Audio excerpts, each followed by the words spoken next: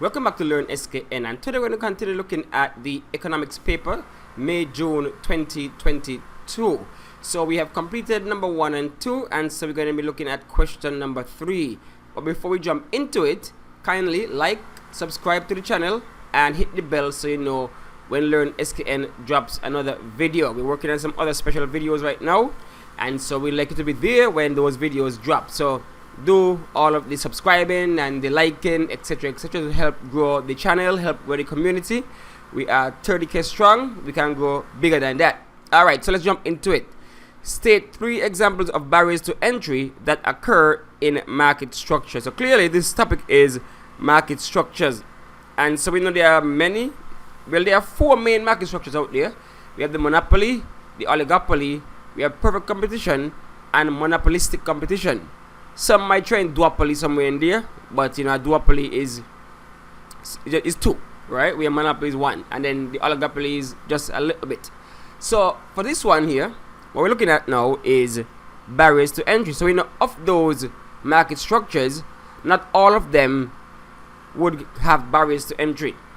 And so the main 2 that have barriers to entry would be, of course, the monopoly and the oligopoly. But examples of barriers to entry include things like, let's look at it here in our textbook. Let me zoom in here in the textbook. View, zoom, fit to it. Alright, good. So a barrier to entry is anything that prevents new firms from entering and competing in an industry. That is a barrier to entry. And so we have 1, 2, 3, 4 right there. So government regulations, a patent, large capital outlay, ownership by the firm of a scarce factor of production. So we're going to break down that. We're not going to just leave it as so. Even though this says state, let me just explain what we're talking about here. Government regulations. So the government may put rules and laws in place that only allows for one provider, right? That only allows for one provider. So that could create a monopoly in an organization. Or they can put rules and laws in place that restrict multiple firms or small firms from becoming a thing. So they have examples here. These are laws that prevent new firms from entering an industry. For example, in the Caribbean economies, there is only one firm providing water due to the government regulations. So rules that prevent, legal rules that actively prevents a firm from entering into a market, into an industry, that's a government regulated barrier. Patents are a form of IP, intellectual properties. And so if I invent something, if I come up with something, then you can't use it, right? You can't use it for an extended period of time because I came up with it. If I invent something, I'm not going to give it to use. And so therefore, within that market, I might be the only producer of that particular good. Sure, persons might try to, you know, go and imitate or whatever, but for the most part, if I have a patent, then I can prevent others from entering the market because only me got this patent right here, this intellectual property. And it's a large capital outlay, so that speaks to the fact that it's very expensive to enter that industry. Very, very expensive, so not anyone can do it. So that is a barrier right there, right? The example I gave here, they say, for example, oil refining. Like, who going to go and get the equipment to dig for oil, get the platforms out there in the ocean, etc. So it's so difficult that can be. Imagine you want to start a cell phone company or something like that. You have to go get your own satellites, get your own infrastructure, the lampposts, etc. So very expensive. And the last one they have here is ownership by the firm of a scarce factor of production. For example, Angostura Limited in Trinidad Limited is the only firm that possesses the knowledge of the secret ingredient in Angostura Bitters recipe. This is a factor, capital, or know-how. So if similar to the patent or the inventions, if your firm is the owner, or if that industry contains something that is rare, something that everybody can just up and make, then those who are already in it have an advantage. Secret sauce, remember what SpongeBob, you know? So yeah, you could enter the hamburger market, yes, but still, to compete, you need to be on the incumbent's level or higher, right? So if you have ownership of a scarce resource, even if, let's for example, you are a mining company and you are the only one who have the mines in a particular area, Anybody can just jump in and say, I want to be a gold miner. You have to go and find your own mine, right? So those are the barriers to entry right there. So let's look at part 2 for question 3 now. It's asking us, identify the time period in which firms can enter or leave an industry. And of course we know that that would be the long run, right? The long run is when firms can enter and leave an industry. So let's define short run, long run then. So the short run is that period of time when it is not possible to vary the quantities of all the factors of production used in the production process. And the long run is that period of time when all factors of production in the production process are variable. So let me break down that for you guys. So they're saying here, the answer is the long one, right? The answer is the long one. Why though? Because in the short run, you have 4 factors of production: land, labor, capital, entrepreneurship. Those are the 4, management. Those are the 4 factors of production. And in the short run, at least one of those factors of production will remain fixed. You can't change it. Like for example, let's say you are operating a bakery. You have a bakery over there. In the short run, sure, you can buy more ingredients, you can fire more people, and you can hire somebody to do the managerial part of it. What you can't do in the short run though is acquire land and build a new bakery, because it will take longer than what is the short run for you to change that land factor of production, the premises and the location and everything.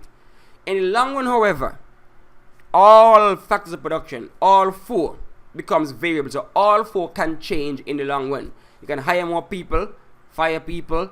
You can go school study, come back with the education for entrepreneurship. You can build a whole new plant, a new location, build an next extension. You can go for a loan, right? A big loan to upgrade equipment, things like that.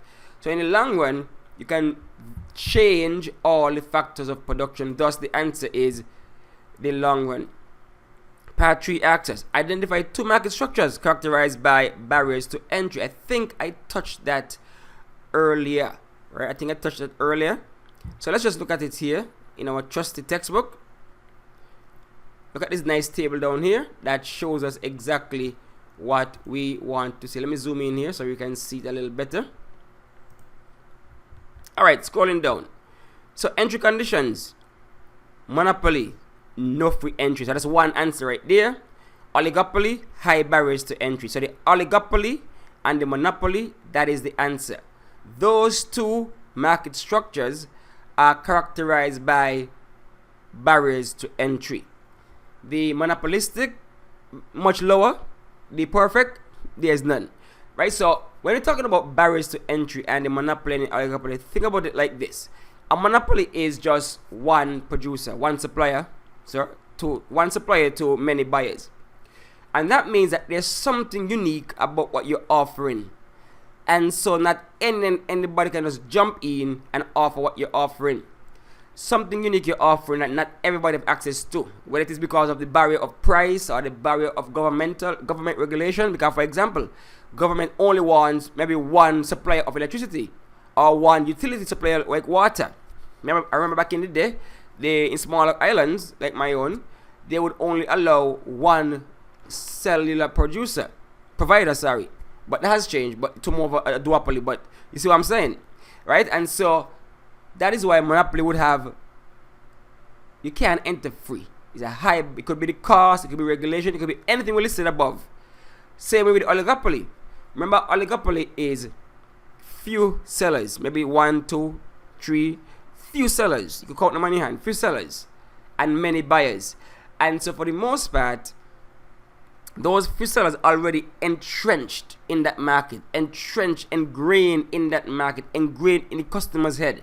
It could be that, again, cost could be a high barrier to entry, because look at the example I gave with Flow and Digicel. For a new entrant to enter the Caribbean market for cell phone would be very difficult. It's not impossible, because we had somebody called Chippy, UTS Carry Globe, but it would be very difficult, very high barrier to entry. You have to now ramp up marketing, you have to get all the money in order to get that done. So you could see it might not be impossible, but it is a high barrier. You have to penetrate people's mind about your product. You have to outlay a bunch of cash. You have to ramp up your marketing, so cash again, so you could see. But monopolistic and perfect? Nah, so the answer for that one is the monopoly and the oligopoly. Alright, the next section, 4. In a big city, there are many small fried chicken restaurants. Though they are selling fried chicken, each restaurant is known for its own unique recipe. The restaurants are very competitive, and there's freedom of entry and exit. So we already know what market structure this is. It is a monopolistic market structure, because you can see that there are many sellers, many buyers, free entry, free exit, and you can differentiate your product, right? You can differentiate the product. So see the unique recipe. So everybody's product is differentiated. So we know it is monopolistic because it matches the characteristics of monopolistic competition, right? So product is differentiated, many buyers, many sellers, knowledge imperfect, they are price makers, just like a monopoly, low barrier to entry. So we know it's monopolistic we're talking about. So the question asking us now, draw a label diagram to illustrate the long run equilibrium of a firm in this industry. So we're not going to just draw a diagram and call it a day. We're going to have to explain what's happening right here. And so let's look at the short run first, so that we can see why the short run will be different to the long run. Monopolistically competitive firms in the short run. So in the short run, economic losses encourages firms to exit the market, right, in the short run. Why? Because remember we say there is free entry and exit in the monopolistic market and the and the perfect competitive market. This means that anybody, in this case with chicken, I could cook. So I could just season some chicken, start selling. I've entered the market. Because if you realize that, okay, wait, everybody buying chicken, eating chicken, selling chicken, it's really popular. The demand for chicken is high. I'm going to say, okay, good, money to making deal. And so I'm going to run in, right? I'm going to run into this market to try to get my chicken to get sold. But what happens now? Everybody rushing in. And so therefore, the market full of producers. What that means? Competition all around. Which means profits are going to get eaten into. Literally eaten into, right? So you're gonna have a lot of profits getting. So if it was just 2 of us, okay, profit might be this big. But as more and more firms enter, profit just starts shrinking. Got people say, no, I want this one today. No, I want that one today. So whereas the options weren't as varied, now we have a lot of suppliers. And so the profit starts shrinking in the short run. Shrinking. So short run economic losses encourage firms to exit the market. This decreases the number of products offered, increased demand faced by remaining firms, shifts the remaining firms' demand curve to the right, increasing the remaining firms' profit. So this is what happens in the short run for this one. Right? So in the short run, first, the number of firms, everybody running, saying, okay, things nice, I want to jump in on this action, and so everybody running into the action. See, short run economic profits encourage firms to enter the market.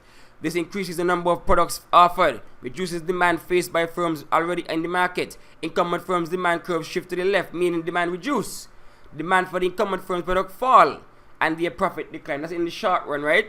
And so therefore, we don't like that. We don't like that at all. So what happens in the long run though? What happens in the very long run?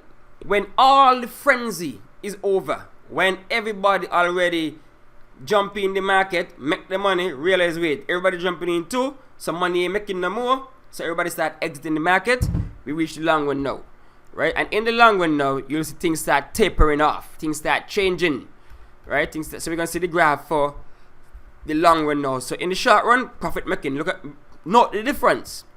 In the short run, profits are being made until profits stop making. All in the short run still, all of a sudden profits start declining, right? Loss minimizing quantity, so profits start declining now. And so man gonna say, well, it ain't as good as I thought it was, let me jump out. And so more and more firms gonna jump out as the losses start piling up. So what happens now in the long run? Firms will enter and exit until firms are making exactly zero economic profits. So zero economic profit doesn't mean zero profit. It means zero economic, the extra stuff, the above the level profits, when they sweet nice profits. Right? And so we end up with this. So this is the diagram you have to draw. This is the diagram you have to draw. Right here. So you draw your axis. Right? Your Y, your X axis, price, quantity. You highlight the price, the quantity. You draw the marginal revenue curve going down. Then you draw your marginal cost curve. You make sure that they intersect right down there. And then you draw your demand curve. And then you draw your average total cost. And make sure the average total cost is tangent to the demand curve. So there's no extra nothing. Everything touching now. And so the average total cost is actually the same as the price. So average total cost is actually the same as the price. And that is where everything is equal. Remember, where MR equal MC is the profit maximizing position. And so MC is here, MR is here, MR equal MC. And that's the point in which, you sell your goods. Where price equal average total cost. Where MR equal MC, that's the profit maximizing position. So why does that make sense? Why it makes sense? So remember, the monopolistic competition, like a monopoly, the price exceeds marginal cost. So make sure your price exceeds the marginal cost. So this is the marginal cost, and this is the price. And the price is above marginal cost. The price is above marginal cost. And so that has to take place. So profit maximization requires marginal revenue to equal marginal cost. As I said before, where it intersects. The downward slope in demand curve makes marginal revenue less than price. So, and then, like the competitive firm now, price equals average total cost. Free entry and exit drive economic profits to zero. So that's the point you have to realize. That is why the diagram looks like this. Because of the entering first in the short run, profit nice, things sweet, then things start going south, people leave. Eventually, who remains in the long run will be getting zero economic profit. Again, it is not zero profit, just economic profit. You're still making the money because you're maximizing the profit right here, where MR equal MC. It's just that you are not getting these sweet profits you are getting in the short run, these nice profits right here, right? Nice profit right where the price is above everything. So price nice, price above. So imagine the price above the average total cost. You know what that means? All is sugar cake, all is extra profit back in now, right? Because your price is above the profit maximizing, the price is above everything, especially the average total cost, right? And so that is the diagram you have to draw in the long run to show that price equal average total cost is not above it, it equals to it, it's not above. And so economic profits are zero because of the in and out of the different players in the market. All right, so that's how we answer that question. I remember we said long run equilibrium is where MR equal MC, where marginal cost equal marginal revenue, and I did a whole video on that. You can look to the channel for that one, but make sure it looks like what we mentioned earlier. All right, the last part of this question, I think yes, the last part. Discuss two ways in which barriers to entry could determine an existing firm's long run equilibrium position. So if we're looking at this one again, discuss two ways in which barriers to entry could determine an existing firm's long run equilibrium position. Let's think about, like, for example, the monopoly, and let's say monopolistic, right? And so if you're looking at those differences, you realize that, well, okay, maybe not the monopolistic. Let's look at, hold on.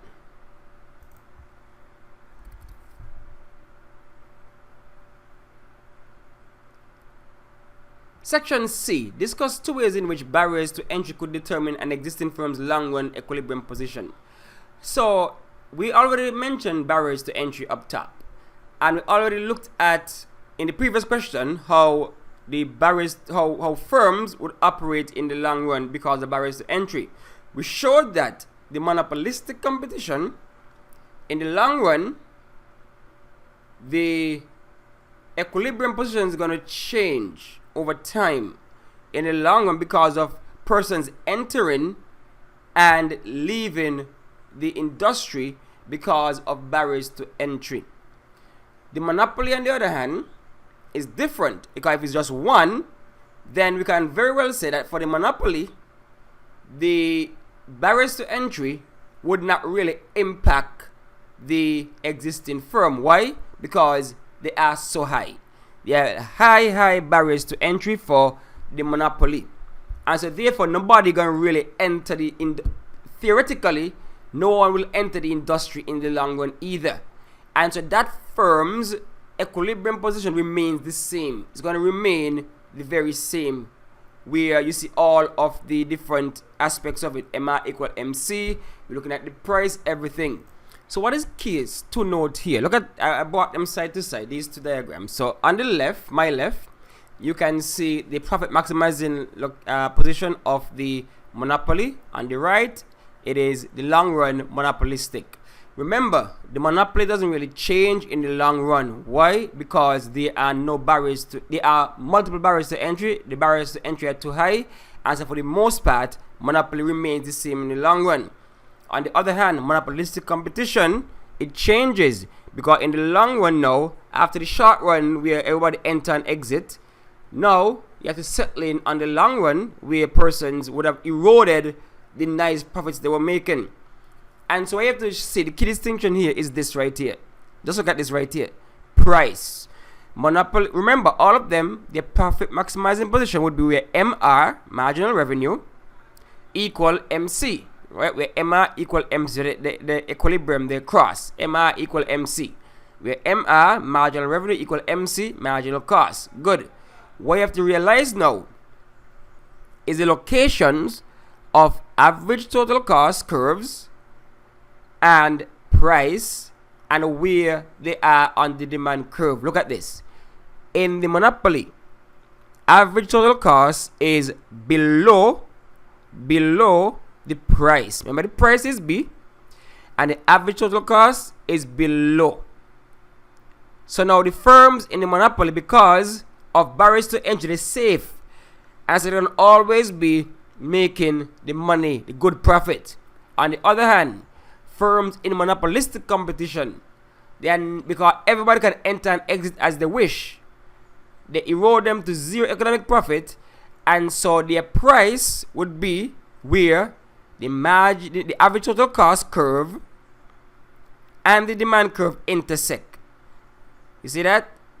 So the average total cost curve is no longer below the price. Is on the same level as the price. MR equal MC would be the same, right? MR equal MC, they are the same right here, below the demand curve and that kind of thing. But the key factor here is to recognize that because of the barriers to entry, the monopoly is basically safe, and so they can maintain their high profits in the long run, their high profit maximizing position in the long run, where their price is above average total cost.